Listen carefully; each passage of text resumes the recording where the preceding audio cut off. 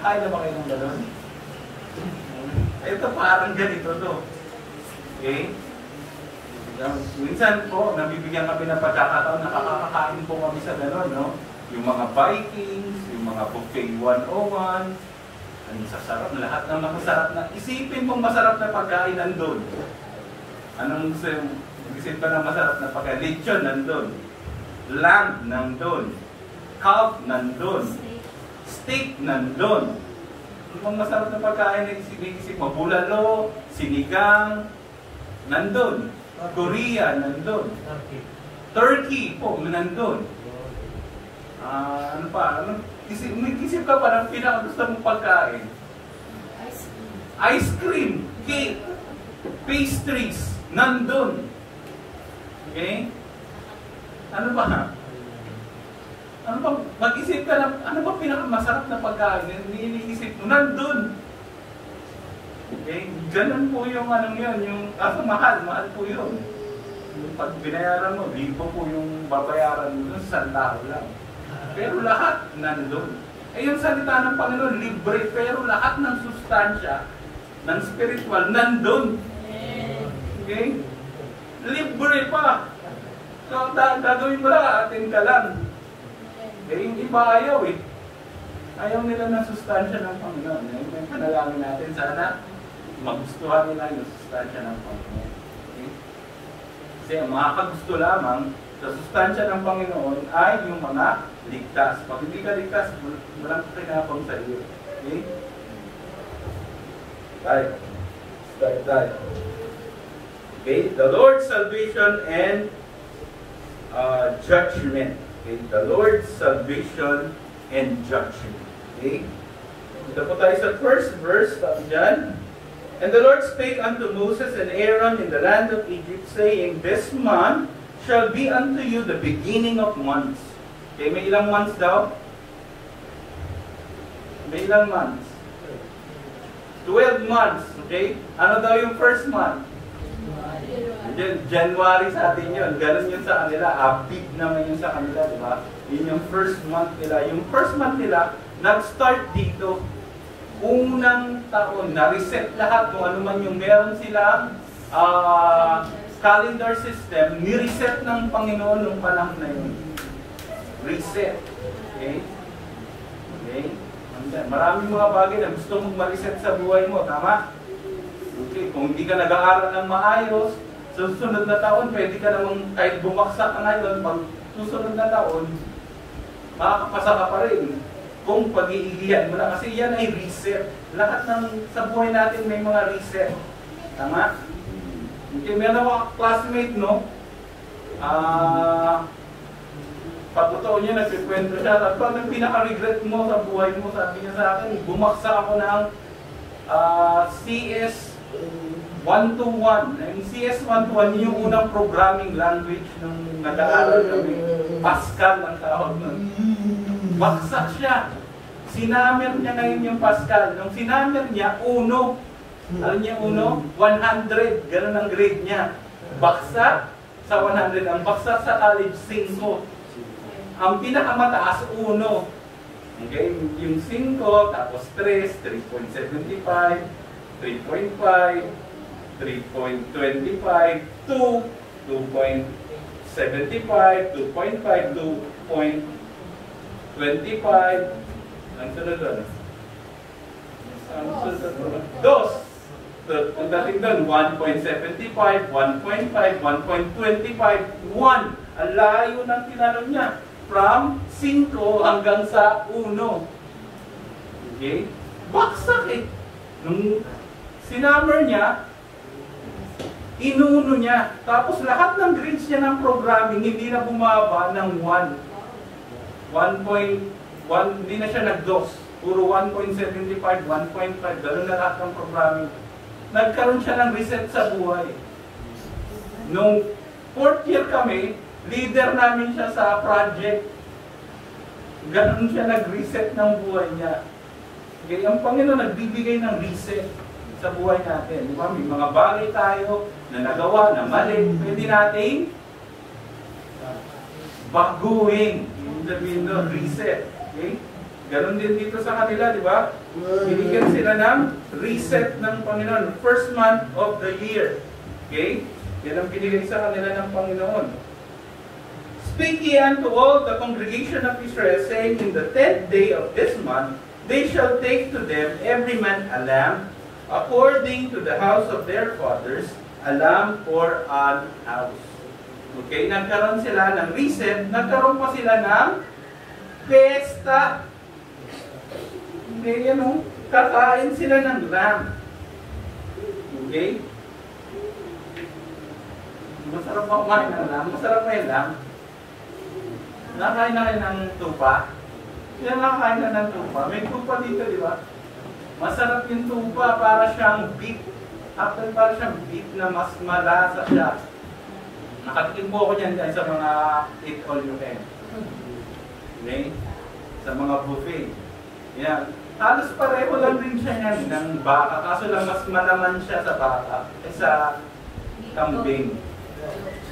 Sa goat, no? Yung goat medyo lean, medyo mapayat eh. Yung tupa medyo mataba. Mas marami siyang laman. Okay? Nagkaroon sila ng pesta. Una, nagkaroon sila ng reset. Sumunod, binigyan sila ng feast. Pesta. Malaga ba? Okay ba may pesta? Masaya ba pag may pesta?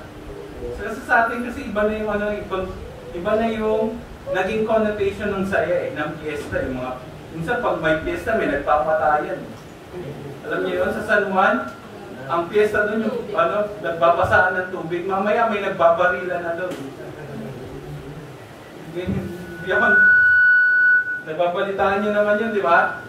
Sa San Juan, pagka may fiesta doon, sa loob ng krame, yung mga nakatira doon, police, army. Kaya pagka nagkapikunan sila habang nagbabasaan ng tubig, mamaya hindi na water gun yung dala nila. Tunay na baril na, nagbabarila na sila. Okay? Yan ang masama pagka. Pero, ang fiesta na ginawa ng Panginoon, yung tunay na fiesta na binigay sa kanila ng Panginoon, ay napakabuti. Kasi ito ay pagpapaalala later on ng kung ano yung gagawin niya para sa kanila. Okay? Nasa na tayo? And if the household, sabi yan, speak ye unto all the congregation of Israel, saying, in the 10th day of this month, they shall take to them every man a lamb for an house. Okay? Lamb daw, according to the house of their fathers, a lamb for an house. Okay? Sa isang, imagine mo, sa isang bahay, merong isang tupa, yun yung pagkakainin nila.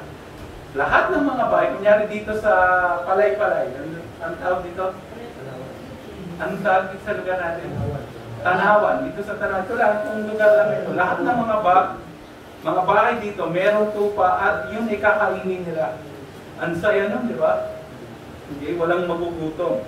And if the household be too little, pag meron daw mali, kunyari, 3 lang kayo, 2 lang kayo sa bahay, ang gagawin daw, ano ang gagawin?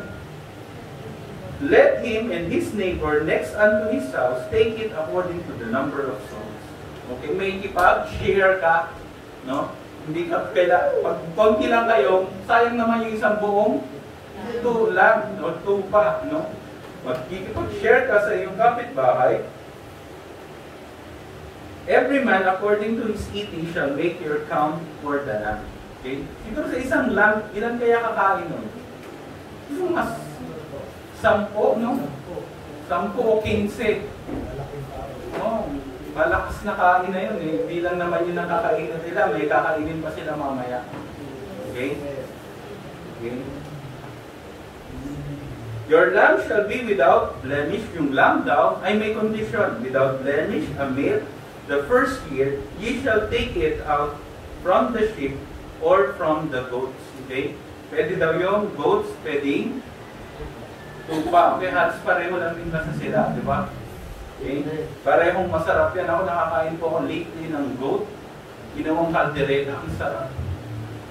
Ang pinakuluan sa napakalambot ng karne. At sa maganda doon, hindi mabaho pa yung pagkakaluto. Ang ganda ng pagkakaluto. Napakain akong marami. Ang sarap kasi. Okay?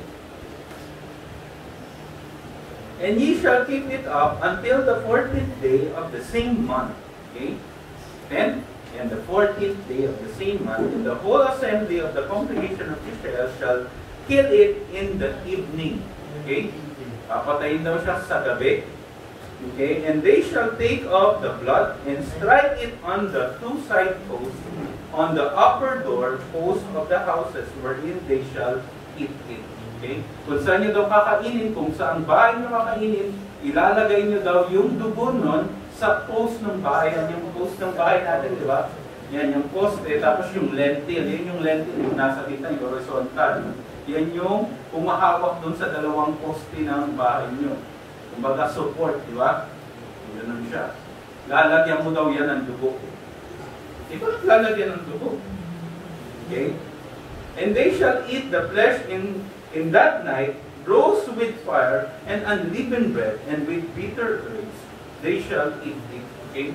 Meron daw kasama yung lamb or yung goat, nakakainin nila ay it's unleavened bread, and with bitter herbs, they shall eat it. Nakakain na ba kayo ng unleavened bread? Yun yung pag hahati-hatian nyo next Monday, di ba? Next Monday, paghahati-hatian nyo, yun yung gagawin nyo nila sismean. No? Gagawa si sismean ng bread, unleavened yun, wala yung libadura. Hindi katulad yung bread natin ngayon, yung tinapay natin ngayon, yung kakainin natin dyan, meron niyang yeast. Yun yung libadura, yeast. No? Nakita na kayo ng yeast? Para lang siyang parang yung bread, binurog na bread, ganun ang itsura nun yung yeast eh. Tapos ang ginagawa doon, nilalagay siya sa tubig para magising yung yeast ng katutulog yun. Saka yung nilalagay sa bread, para yung bread mo, hindi siya, aalsa siya. Aalsa siya, meron siyang ginagawa, yung yeast doon sa bread, umaalsa yun, lumalaki yung bread mo. Kung ganito lang kalaki yung bread mo, pag nilagyan mo ng masa, yung masa mo, pag nilagyan mo ng yeast, lumalaki yun. Ganun yung ginagawa ng yeast. Okay? Pero dito, ang kakainin nila, unleavened bread. Mamaya, pag-uusapan natin kung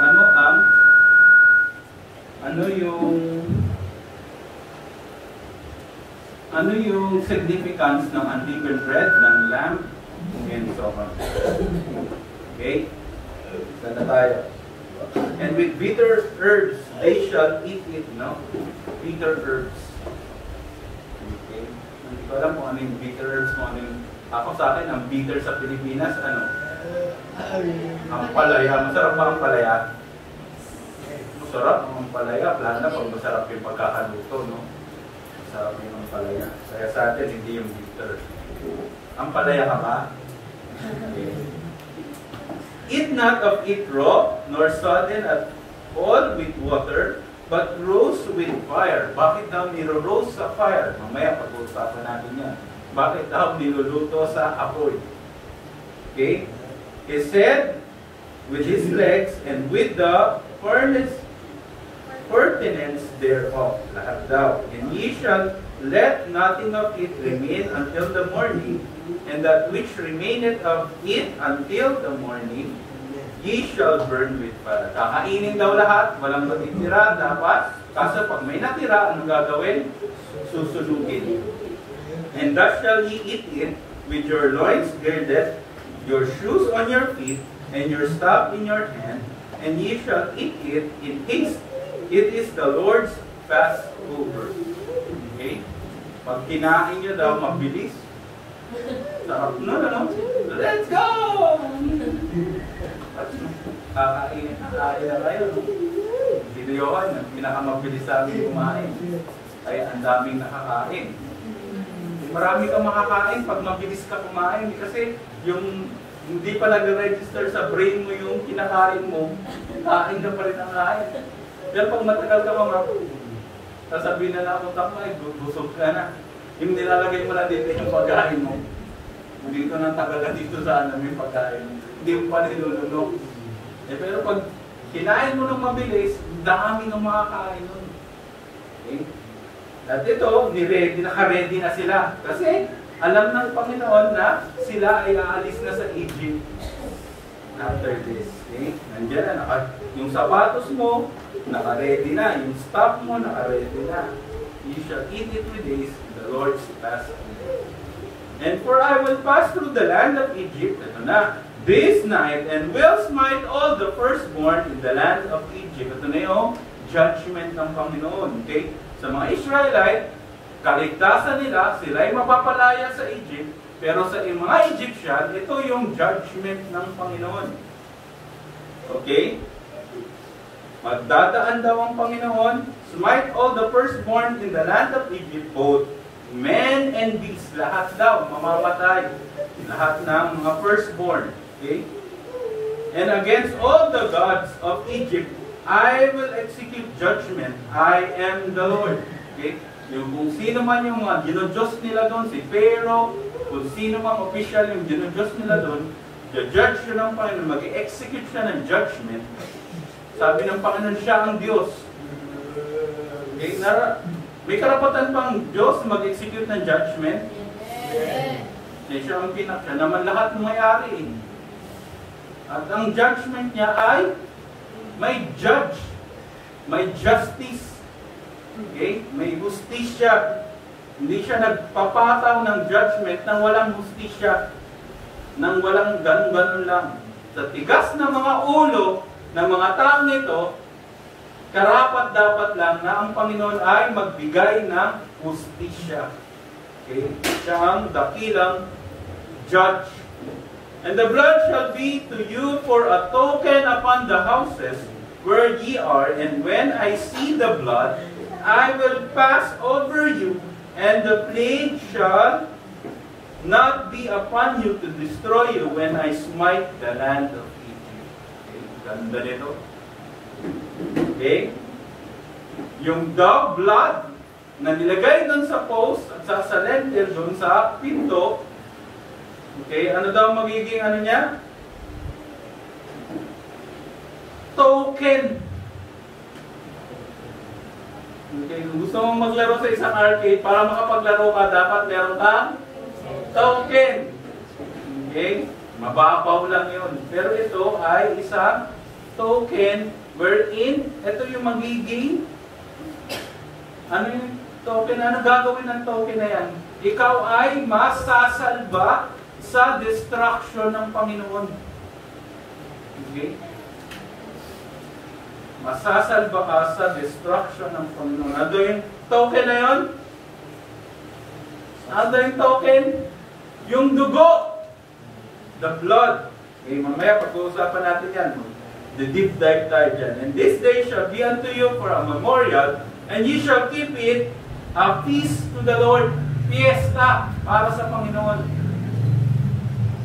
Throughout your generation, ye shall keep it a feast by an ordinance forever. Okay, makikita natin yun, yung fulfillment niya. Okay? 7 days shall ye eat unleavened bread, even the first day ye shall put away leaven out of your houses, for whosoever eateth leavened bread from the first day until the 7th day, that soul shall be cut off from Israel. Okay? Hindi dito pinagbabawal na kumain sila ng leavened bread. Pero sa panahon lang na ito, pinagbabawal. Okay? Pwede silang kumain ng pandesal. Okay? Sa mga ibang araw. Pero sa mga panahon nito, sa fiesta na binigay sa kanila ng Panginoon, kakainin nila unleavened bread. Yung unleavened bread para siyang skyflakes. Ganun siya. Wala siyang alsa. Tinapay yun, pero walang alsa. Okay? And in the first day, there shall be an holy convocation. In the 7th day, there shall be an holy convocation to you.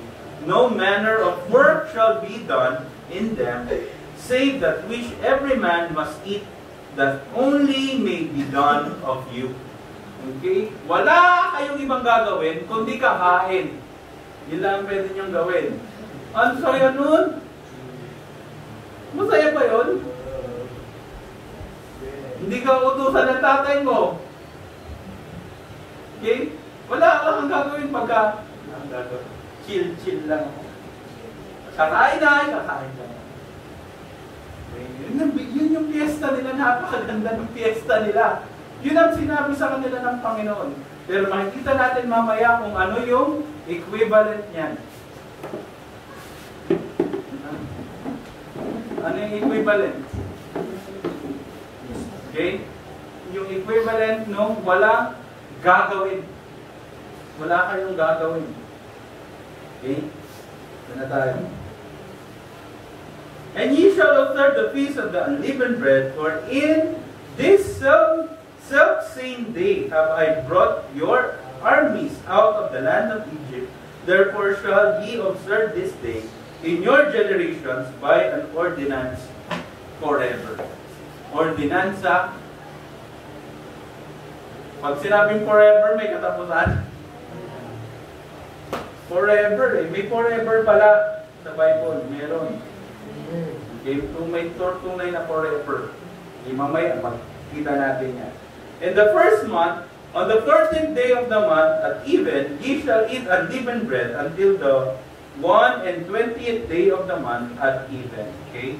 Saan daw? 14th day, 14, 16, 17, 18, 19, 20, 21.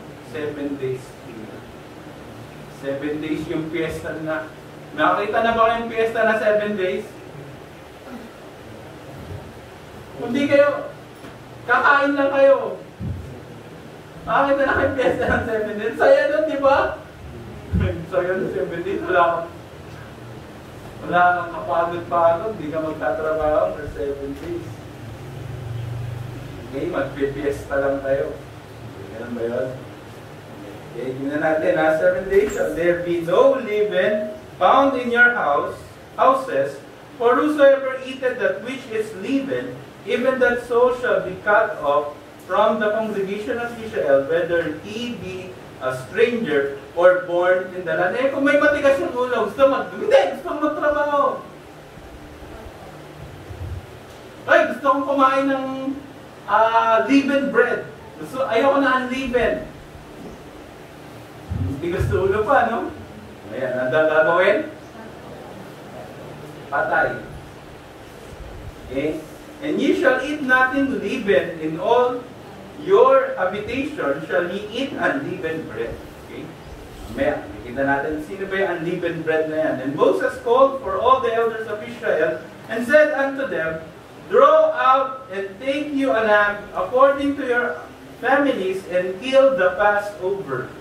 And ye shall take a bunch of hyssop, and dip it in the blood that is in the basin, and strike the lintel, yung taas, and the 2 side posts with the blood that is in the basin, and none of you shall go out at the door of his house until the morning. So, wala nang lalabas. Okay? Yun na, magpe-fiesta na kayo, kakain kayo. Okay?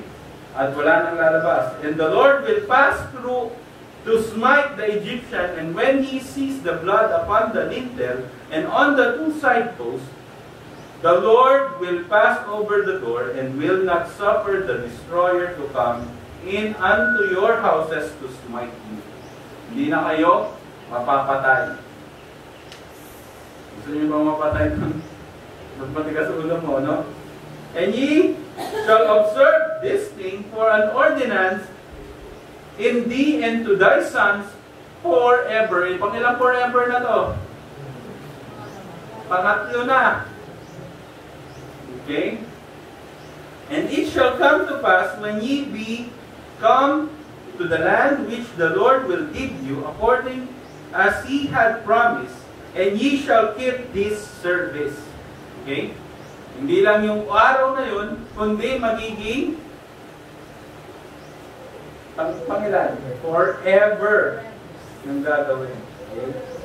May makikita natin yun. Talaga ba? Forever? Ginagawa pa rin ba nila yun hanggang ngayon?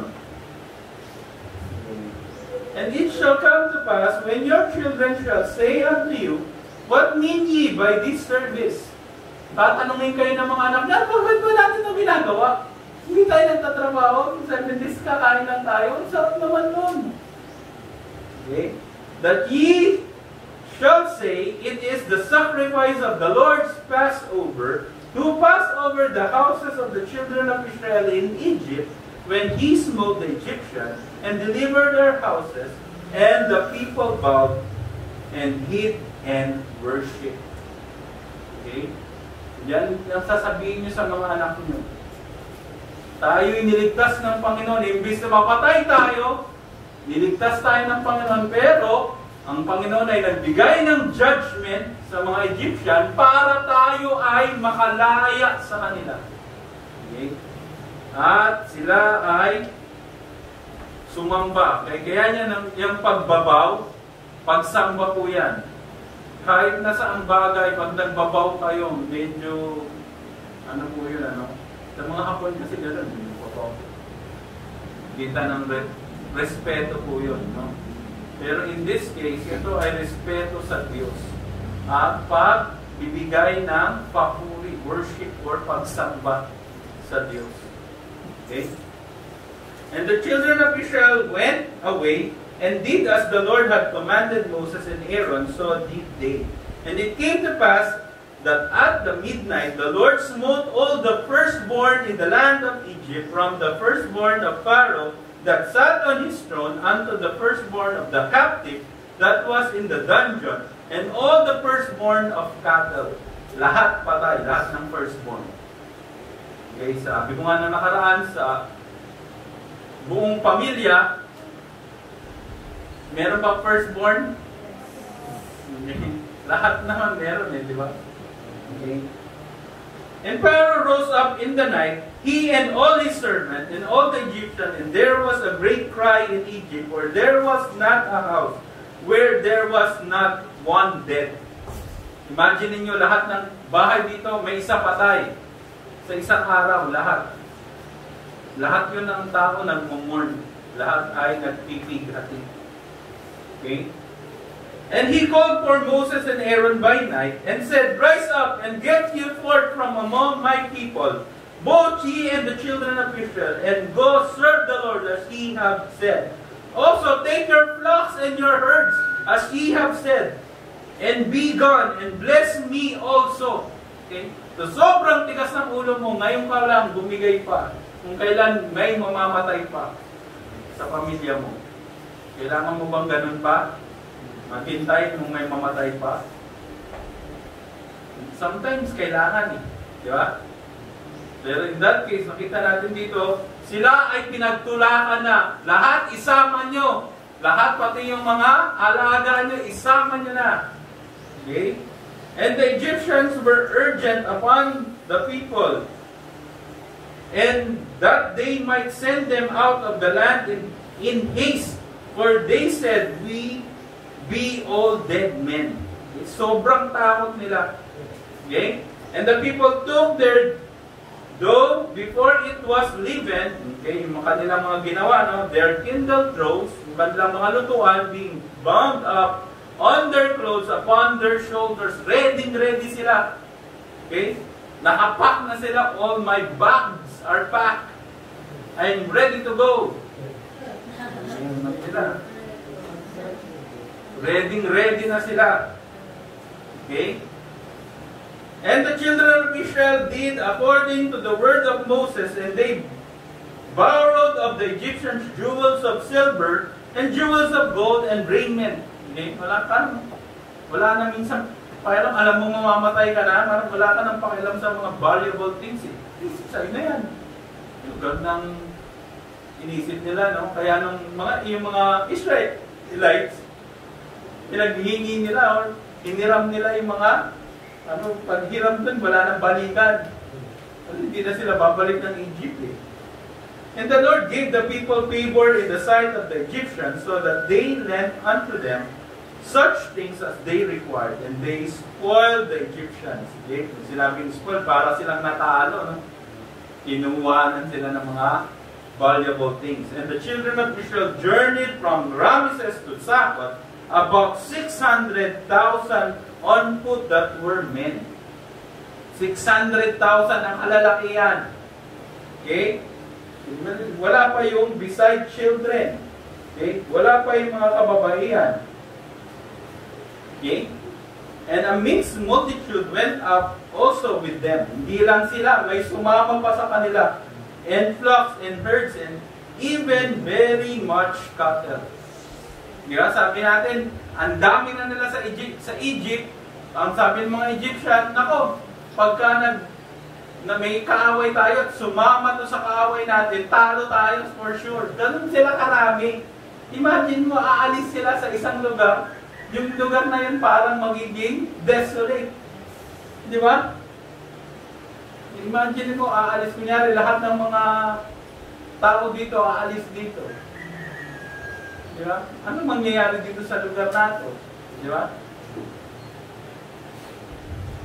And they bake unleavened cakes of the dough which they brought forth out of Egypt, for it was not leavened, because they were thrust out of Egypt and could not tarry, neither had they prepared for themselves any victuals. Yung kung ano na lang yung madala nilang pagkain, go na, kasi ganun sila pinagtutulakan na umalis sa Egypt. Now, the sojourning of the children of Israel who dwell in Egypt was 430 years. Nandun sila for 430 years. Yung Pilipinas, nasakop tayo ng mga Spaniards sila. 333 years. Kaya alam natin yung 1, 2, 3, 4, 5. Hindi lang natatandaan natin kasi matagal na rin yun. Pero ang tagal nun. Sila 430 years. Sila nandun, ano? 430 years. And it came to pass, at the end of 430 years, even the self-same day, it came to pass that all the hosts of the Lord went out from the land of Egypt. And it is a night to be much observed unto the Lord for bringing them out from the land of Egypt. This is that night of the Lord to be observed of all the children of Israel in their generation. Okay? Bagong taon, bagong paglaya, binigyan pa sila ng piyesta, hindi lang sila umalis na ng empty-handed, marami pa silang nakuha. Mayaman sila nung umalis sila ng Egypt. Hindi sila mga doka, mahihirap. Okay? Na-plunder nila yung Egypt eh. Nakuha nila yung kayamanan ng Egypt. And the Lord said unto Moses and Aaron, this is the ordinance of the Passover. There shall no stranger eat thereof. Okay? Bawal kumain ang estranghero ng Passover. Mamaya, pag-usapan natin yan. Okay? But every man's servant that is bought for money, when thou hast circumcised him, then shall he eat thereof. Kung siya ay matutuli, pwede siyang kumain. Okay?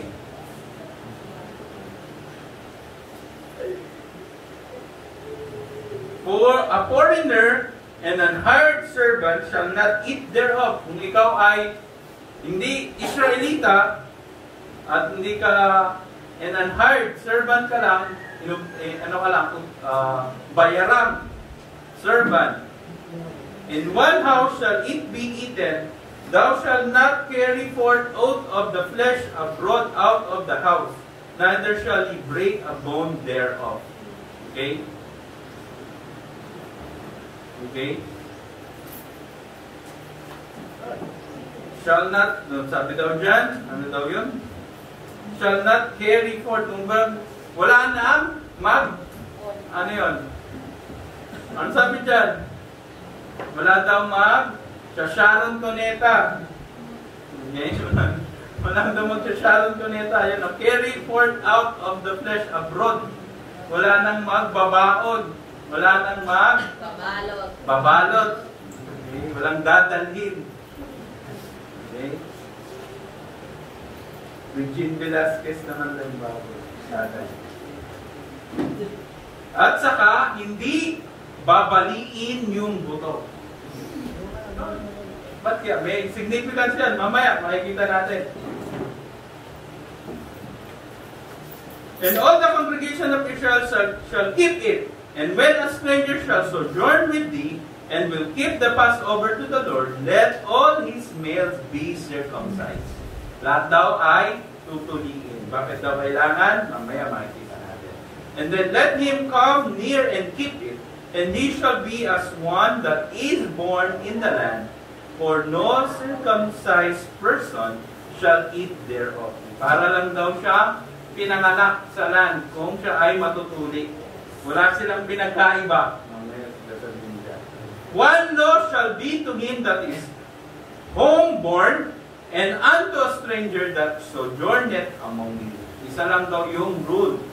Pag gusto mong mag-Passover, magpatuli ka. Kung ikaw ay lalaki. Okay? Mamaya makikita natin yung significance niya. Thus this did all the children of Israel as the Lord commanded Moses and Aaron, so did they. And it came to pass the self-same day that the Lord did bring the children of Israel out of the land of Egypt by their armies. Ang haba. Okay, ano nga yung significance ng mga pinagsasabi natin? Yung kwento nito. Okay, tignan ngayon natin in light of the New Testament. Tignan natin siya in light of the New Testament. Okay? Una doon, yung lamb. Okay, bakit daw kailangan ng lamb? Sino ba yung lamb? Okay, sa New Testament, yan ang Old Testament ay foreshadow ng New Testament. Sabi doon, para daw tayong tumitingin sa glass na malabo. Makikita na kayong glass na malabo. Kasi yung glass sa kapanahon nila, mirror rin. Okay? Makikita na kayong pwedeng may reflection. Kunyari, ang reflection ko yan, di ba? Kita niyo. Reflection. Nakikita niyo reflection ba dito? Malabo, di ba? Hindi niyo makita talaga. Is it Kuya James ba yan? Hindi. It's Kuya James yan. Malabo. Pero, pag gumamit ako ng mirror, yung camera ko dito, mirror rin yan eh, di ba? Pag gumamit ako ng mirror, kita yan si Kuya James yan. Malinaw, di ba? Sa Old Testament, yung kanina. Ngayon, yung New Testament, parang ganito, nakikita mo clearly kung sino yung sinasabi sa Old Testament. Yun ang tinatawag natin foreshadow. Okay? Tingnan ngayon natin. Sino ba yung lamb? Okay? Sabi dito, okay, yung lamb daw ay niro-roast with fire. Tapos, sinabi pa dito, yung lamb na kakainin nyo, huwag daw babalingin yung buto. Sino kaya yun? Yung hindi binali yung buto at sinunog. Meron ba sinunog? Si Jesus ba sinunog? Ha? Saan ba sinunog si Jesus? Saan siya sinunog? Tignan natin. Okay? Sabi dito sa 1 Peter 1:19. Tignan natin yan. 1 Peter 1:19. Unang Pedro 1:19. Babasa niya. That with the precious blood of Christ, as of a lamb without blemish and without spot. Okay, sabi doon, lamb without blemish, without spot. Sino daw yon? Si Jesus Christ. Okay?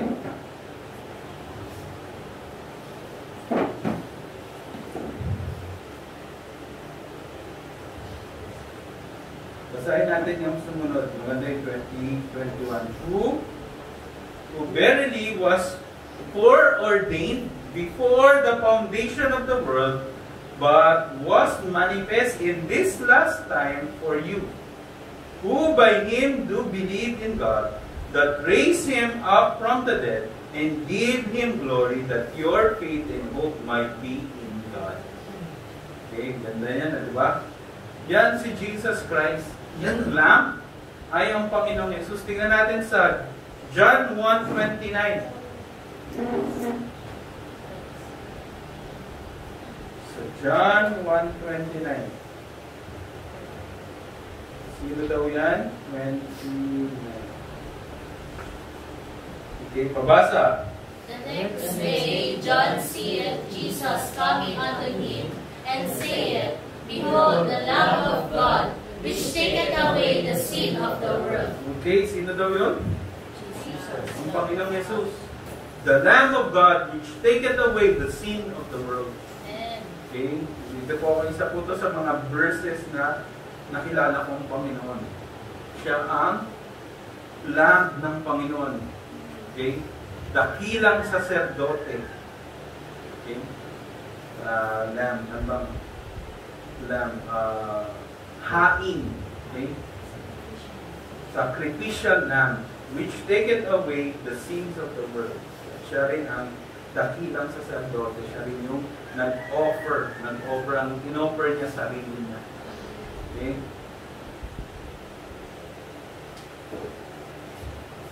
Sabi rin kita sa 1:36. And look upon Jesus as we walk, and he saith, Behold, the Lamb of God. Okay?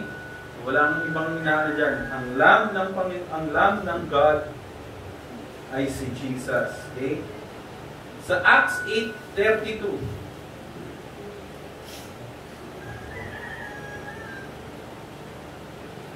Acts 8:32.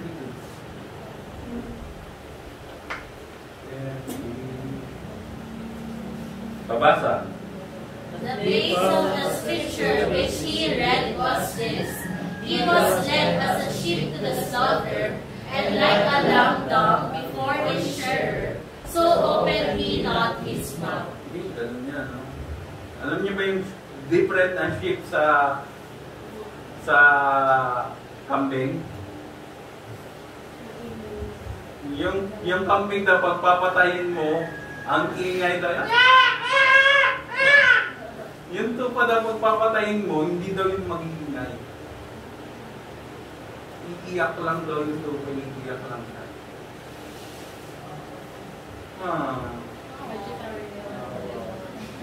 Ganon daw si Jesus Christ nung pinatay siya. Hindi man lang siya umiyaw. Ganon ang ginawa sa ating Panginoon. Okay? Sino yung Lamb? Jesus Christ. Sabi naman dyan sa verse, balikan natin, no? Sa verse, Lamb, verse 3 yan, yung Lamb, verse, ano naman tayo? Exodus 12, verse 7.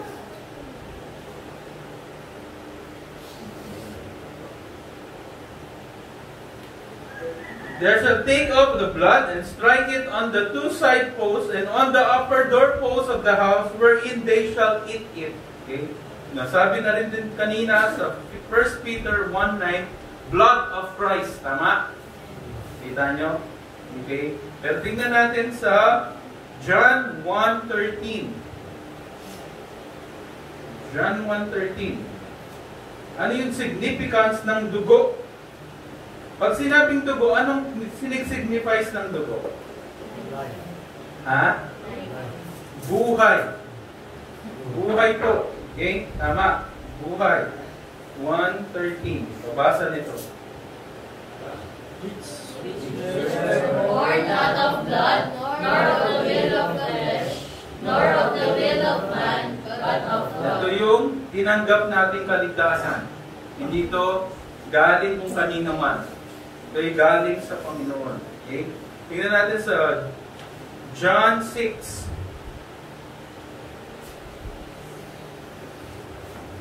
John 6, 53 to 56. Babasa po. And Jesus said unto them, Verily, verily, I say unto you, except ye eat the flesh of the Son of Man, and drink his blood, ye have no life in you. Whoso eateth my flesh and drinketh my blood hath eternal life, and I will raise him up at the last day. For my flesh is meat indeed, and my blood is drink indeed. He that eateth my flesh and drinketh my blood dwelleth in me, and I in him. Okay. Ano daw din sinisignify nito? Dapat tayong maging cannibal. Diba? Maging vampire. Ganun ba? Anong sinisignifies nun? Kakainin daw natin yung kanyang flesh. Inumin natin yung kanyang dugo. Totoo ba yun? Literal ba yun? Wala na nga si Jesus ngayon eh. Uutos siya sa atin yun. Nasaan yung dugo niya? Nasaan? It symbolizes what? The kaligtasan, the salvation that He gave us. Okay? Yung katawan niya, nabayubay dun sa krus, napako, nabugbog. Kaya yung mga inaaral namin sa Numbers, sa Leviticus, kung ano yung mga color doon, purple, linen, ano ba ito, blue, scarlet, lahat yan kulay ng bugbog na katawan. Kita nyo na, pag nagkapasa kayo, anong kulay? May blue, may purple, may blue. Di ba, iba-ibang kulay yun eh. Di ba? Tapos pag yan ay sinamahan ng dugo, magiging scarlet yan. Kulay dugo. Ganun ang ginawa ng sanlibutan sa ating Panginoon. Okay? Pinahirapan, binugbog. Kung tinanggap natin yan para nating kinain ng Panginoon Jesus. Okay, siya rin yung mamaya bread. Sunod yun. Blood muna tayo. Siya rin yung unleavened bread. Ganda nun yan. Daming foreshadows ng Leviticus 12 sa Panginoon. Una lang, pangalawa, blood. Okay, ano pa? Blood pa dito, marami pa to. Romans 3:25.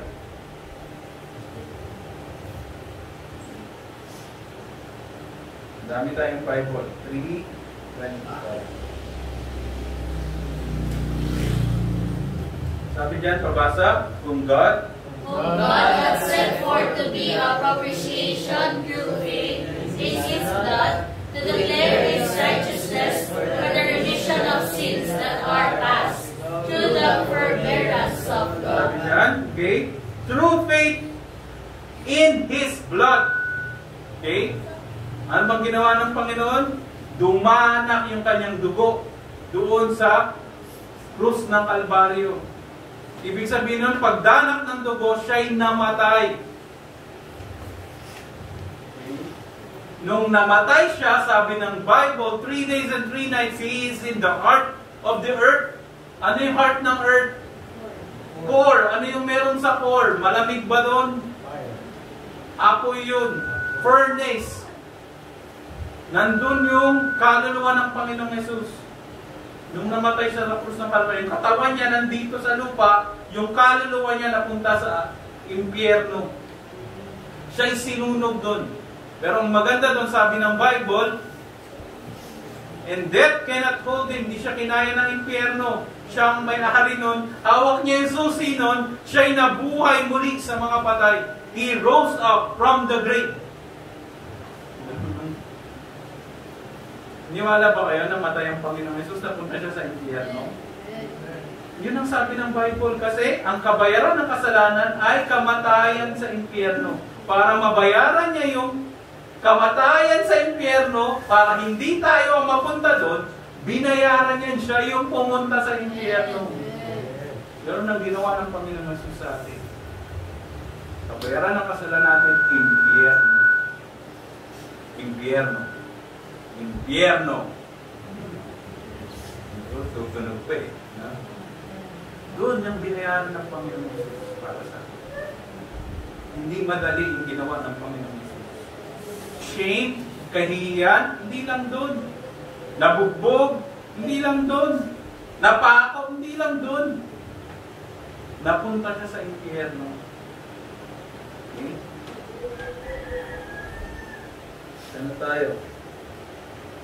Blood is the token, okay? Passover, the plague shall not come to them.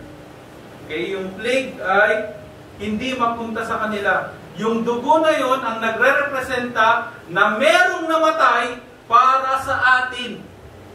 Sa mga Israelite, may namatay para sa kanila ng panahon na yon. At yon ay yung foreshadow ng gagawin ng Panginoon dun sa krus ng Kalbaryo. Okay? Kita nyo? Ang layo, Moses, napunta ka umabot kay Jesus. Kasi si Jesus yung fulfillment ng law. Siya yung gumanap ng lahat ng yun. Ito ay mga simbolo lamang na maaaring may magligtas sa kanila. Pero pag ang mga tao tumingin doon, ay may magliligtas sa atin. Sila ay maliligtas. Ganon din tayo.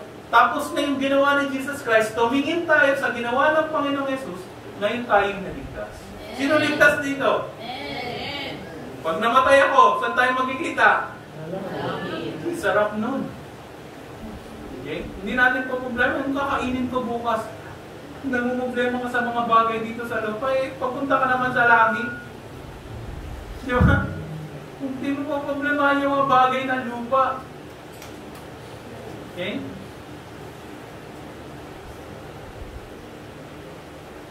Unleavened bread. Sa verse 8, balik ulit tayo. Dami pa ito hindi lang. Meron 3 oras pa, ano? Hindi na lang. Exodus 12. Sa verse 8, sabi dyan, and they shall eat the flesh in the night, roast with fire. Yan yung sinasabi, roast with fire. Bakit sinusunog? Kasi yun din yung foreshadow na gagawin sa ating Panginoon. Okay? And unleavened bread, and with bitter herbs, they shall eat of it. Okay? Unleavened bread. Bakit daw unleavened? Kasi nga dapat siya ay puro, wala siyang libadura. Wala siyang yeast. Okay? Pag puro siya, ibig sabihin nun, pinapakita ng Panginoong Jesus nung namatay siya sa krus ng Kalbaryo, puro siya, wala siyang kasalanan. Okay? Wala siyang bahid ng kasalanan. Okay? Siya yung karapat-dapat na hain. Kasi ang Diyos natin ay banal. Ayaw niya sa kasalanan. Nitig na ang kasalanan, ayaw ng Diyos. Tapos ang magliligtas sa iyo makasalanan, ano yun? Ang nagligtas sa atin, walang kasalanan. Unblemished. Unleavened. Okay? Tingnan natin yan sa 1 Corinthians 5:6-8. 1 Corinthians 5:6-8. Nabasa. Drink is not good. Know ye not that a leaveneth the whole lump? Purge out therefore the old leaven, that ye may have a new lump, as ye are unleavened. For even Christ our Passover is sacrificed for us. Therefore let us keep the feast, not with old leaven, neither with the leaven of malice and wickedness, but with the unleavened bread of sincerity and truth. Salamat sa Panginoon. Yan po yun, sincerity and truth, unleavened bread. Yan ang ating Panginoon. Okay? Dapat din, mamuhay tayo ng wala ring leaven. Ganun din sa kaligtasan. Ano? Yung kaligtasan ngayon, puno na ng leaven. Yung kaligtasan ng mundo. Gumawa ka na ito, sumapi ka sa reliyon namin, gawin mo to. Di ba? 7 sacraments dapat maganap mo yan. Eh kung talaga hindi ka pinagpala ng Panginoon, bigyan ng asawa, hindi, wala ka na, impyerno ka na kaagad, hindi ka na kinasal eh. Di ba? Ang daming loophole ng 7 sacraments. Di ba? Hindi ka nakapagkumpisal, namatay ka, agad-agad. Nabangga yung sasakyan, hindi ka na nakapagkumpisal, patay ka na, impyerno ka na kaagad. Hindi ka paano mo gagawin lahat yun, 7 na yun? Ang daming mga liben ng sanlibutan para sirain yung tunay na kaligtasan. Yung tunay na kaligtasan ay puro pananampalataya lang kay Kristo. Okay? Sabi dyan. Truth, sincerity, and truth. Okay? Basahin natin, Mark 8:15.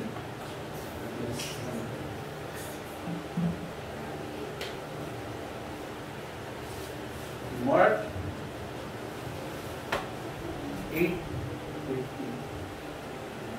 And he charged them, saying, take heed, beware of the leaven of the Pharisee and of the leaven of Herod. Okay, ganyan yan. Yung sanlibutan, yan yung mga leaven nila.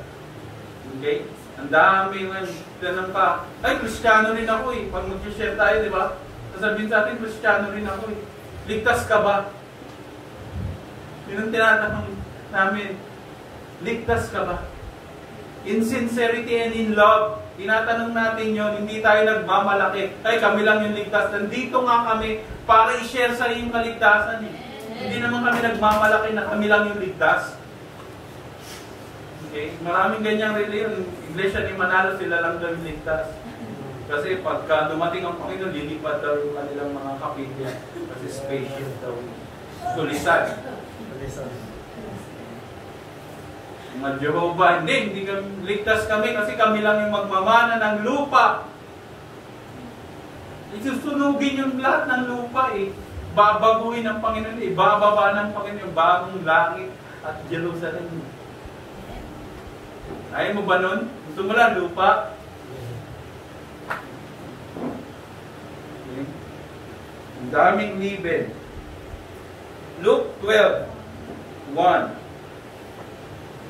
So Luke 12:1.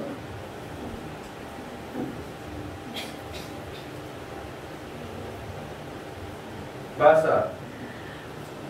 In the meantime, when there were gathered together an innumerable multitude of people, insomuch that they trod one upon another, he began to say unto his disciples first of all, beware of the leaven of the Pharisees, which is hypocrisy. Okay, hypocrisy. Okay? Hypocrite. Maraming mga ganyan pong mga reliyon, hypocrite. Okay? Pinapagawa ka ng mga bagay na hindi mo ikaliligtas. Gumawa ka, sumapi ka sa reliyon namin, magbigay ka. Hindi mo naman yun ikaliligtas. Okay? Ang unang-unang mong gagawin para maligtas, ano? Ano unang-unang mong gagawin para maligtas? Tanggapin mo si Kristo kasi para siyang regalo. Okay? Gift of God. Okay? Kung hindi niyo pa po natatanggap si Kristo bilang regalo, tanggapin niyo po siya. Marami po dito mga soul winners. Magtanong kayo, paano ko tatanggapin si Kristo? Okay? Masa na tayo? Mark,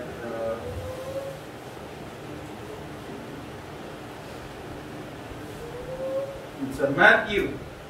Okay, nasa unleavened bread pa lang tayo. No? Last na to sa Matthew. Ganito rin po ang tema niyan. Sa Matthew 16, verse 6 to 12. Okay, babasahin ko. Jesus said unto them, take heed and beware of the leaven of the Pharisee and of the Sadducees. And they reasoned among themselves, saying, it is because we have taken no bread. Which when Jesus perceived, he said unto them, O ye of little faith, why reason ye among yourselves, because ye have brought no bread? Do ye not yet understand, neither remember the 5 loaves of the 5,000, and how many baskets ye took up? Neither the 7 loaves of the 4,000, and how many baskets ye took up? How it is that ye do not understand that I spake not to you concerning bread, but ye should beware of the leaven of the Pharisee and of the Sadducees. Okay? Sinasabi niya doon, hindi yung tinapay. Actually, yung tinapay nun siya yun eh. Sinasabi niya doon. Huwag kayong maglalagay ng libadura. Yung leaven, yun yung mga forces, yung mga katuruan na mali. Okay? Dapat puro. Saan natin makukuha yung purong salita ng Panginoon? Saan? Ito sa hagis nyo lang yung Bible nyo. Saan? Hindi nga yan makikita sa workplace nyo o kung nasaan man kayo. Maganda ngayon, ang Bible pwedeng ilagay sa cellphone. Okay? Kahit saan umupo ka, magbasa ka ng Bible. Walang pipigil sa'yo. May mga asar sa'yo, pero walang pipigil sa'yo. Hoy! Ba't mo ginagawa yan? Walang gaganon ka rin, putusan ka rin. Di ba? Kaso lang sa sobrang meron tayong freedom, yung Bible, walang bahala natin. Okay? Yung salita ng Panginoon, wala lang. Isang 6 days ka na wala, nandun ka sa sanlibutan. Meron ka pang Sunday sa... Okay? Pero yung magbukas ng salita ng Panginoon, hindi mo ginagawa. Walang... Kung kag ganun, alam niyo yung kag, gutom na gutom ka nun sa salita ng Panginoon. Basahin niyo yung Bible niyo. Maglagay kayo ng, libre lang yung mga app, Bible app sa Bible, di ba? Sa cellphone, di ba? Umupo ka sa isang tabi, magbasa ka ng Bible. Okay? Manalangin ka, walang masama doon. Yung dapat na ginagawa natin. Okay? Sana tayo? Liben. Huwag niyong lagyan ng unliben yung ginagawa natin sa Panginoon. Okay? Put away liben. Okay? Firstborn. Okay? So, balik ulit tayo. Firstborn. Anong meaning ng firstborn? Unang anak. Sino ang unang anak nyo? Okay? Yung unang anak daw natin, ibigay daw natin sa Panginoon. Yohan, ibigay ko sa Panginoon. Firstborn. Sa verse 12. That's all. 12. And I will pass through the land of Egypt this night, and will smite all the firstborn in the land of Egypt, both man and beast, and against all the gods of Egypt I will execute judgment. I am the Lord. Tingnan natin sa Colossians 1:15. Colossians 1:15. Babasa po. Who is the image of the invisible God, the firstborn of every creature. For by Him were all things created, and that are in heaven, and that are in earth, visible and invisible, whether they be thrones, or dominions, or principalities, or power, all things were created by Him, and for Him. Sino daw yun? Ang Panginoong Jesus. Pinagpalit ng Ama yung kanyang firstborn para sa atin. Namatay yung firstborn na yon. Ang Israelite para makalaya sa Egypt, tayo para makalaya sa kasalanan. Ang difference. Okay? Romans 8:28. Romans 8:28.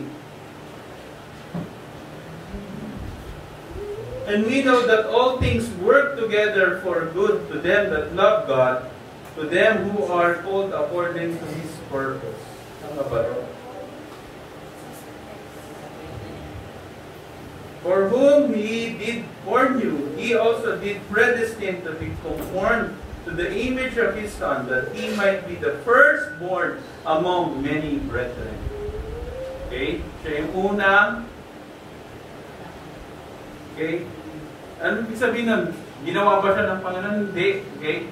Ibig sabihin lang nun, siya yung una among many brethren. Siya yung unang nabuhay muli sa mga patay.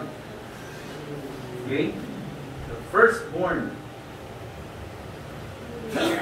Again, moreover, whom He did predestine, them He also called, and whom He called, them He also justified, and whom He justified, them He also glorified. Okay, yun na yung binigay sa atin, inimpute sa atin. Okay? Firstborn, the firstborn, kasi yan ang ating Panginoon. Okay? Siya rin yun. Siya yung lamb, yung blood, siya rin yung unleavened bread, siya yung firstborn. Okay, anong gagawin mo kung siya yun? Dapat mo siyang sambahin sa verse 27. Worship. Bow down and worship. Okay? Dapat siya nun. Okay? The Passover, no stranger can eat thereof. Okay? Bakit daw kailangan walang estranghero na kakain nun?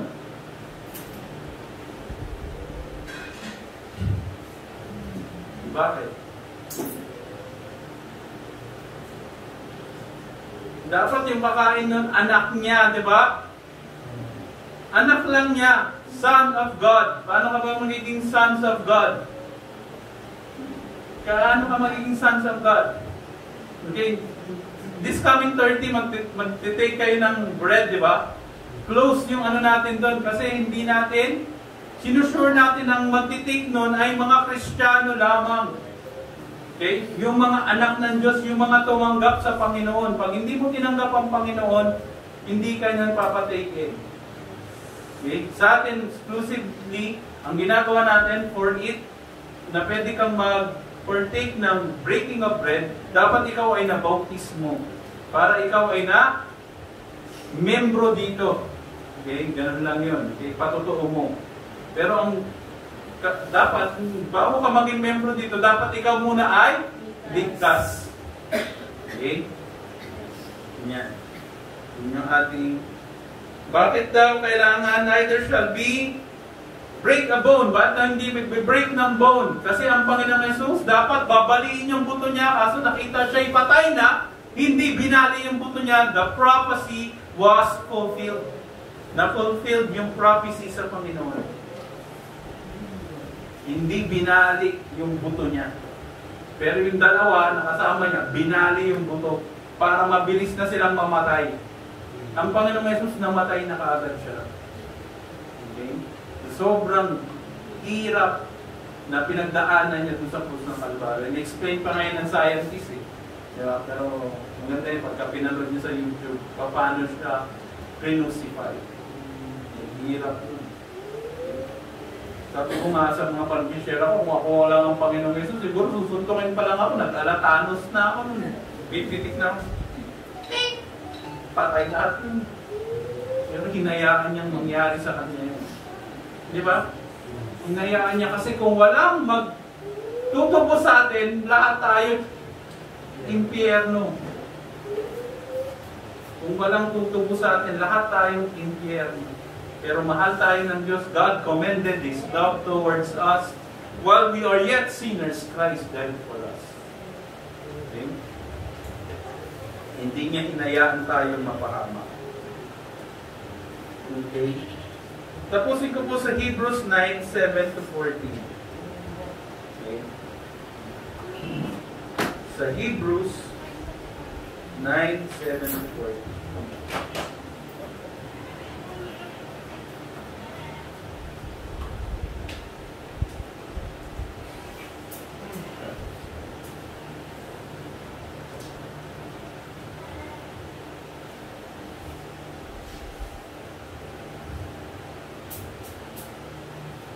Okay, ang ating Panginoon Jesus, ang ating lamb, blood, unleavened bread, and our firstborn. Okay. Basa po, but in He who settled when the high priest alone once every year, the beloved blood, which he offered for himself and for the errors of the people.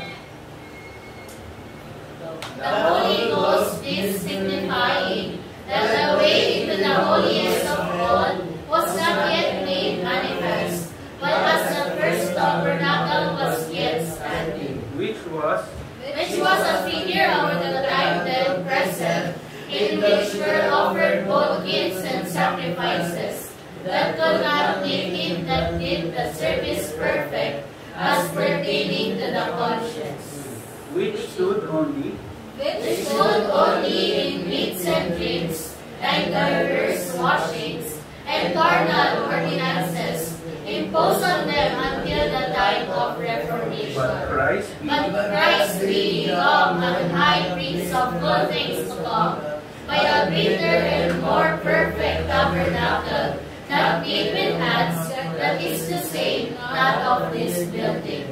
neither Neither by the blood of goats and calves, but by his own blood he entered in once into the holy place, having obtained eternal redemption for us. For if the blood of bulls and of goats, and of the ashes of an heifer, sprinkled the unclean, sanctifieth to the purifying of the flesh, how much more shall the blood of Christ,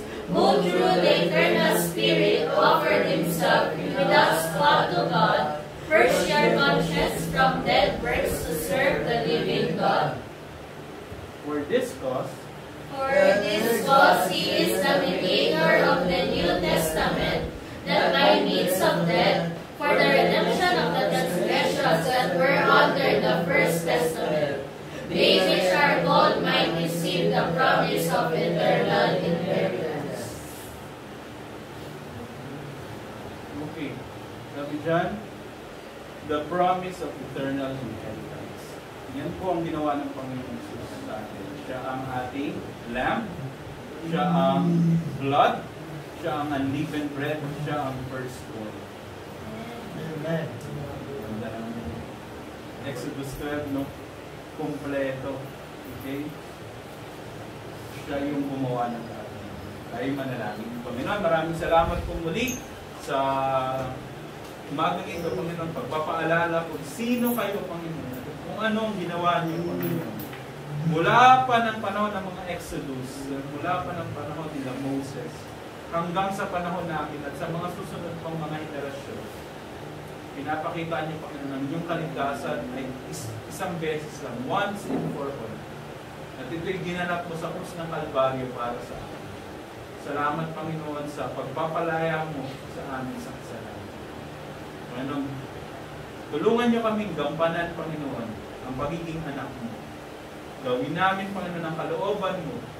Isig namin ang mga salita mo, Panginoon. Ang kami, Panginoon, ay may karapat dapat. Panginoon. Salamat, Panginoon, sa mga pagpapala, Panginoon, ng buong isang taon. Salamat, Panginoon, sa parating na bagong taon, Panginoon. Bigyan niyo kami ng bagong pag-asa. Mula pa rin, Panginoon, sa inyo. Salamat pong muli sa umagang ito. Ingatan niyo kami sa aming pagsamantalang pag-iwalay. Ganun din, Panginoon, salamat, Panginoon, sa aming magkasaluhan ng Maria. Sa pangalan ng Panginoong Hesus, Amen.